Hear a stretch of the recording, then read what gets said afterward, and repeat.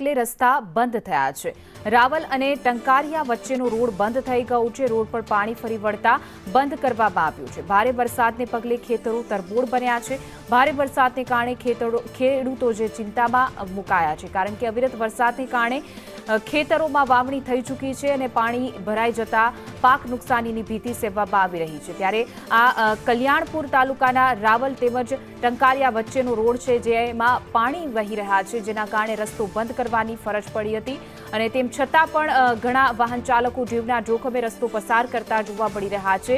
ગઈકાલે જે રીતે કલ્યાણપુર તાલુકામાં અવિરત વરસાદ વરસ્યો, તેના કારણે અનેક નદી નાળા જે છે તે બે કાંઠે વહી રહ્યા છે।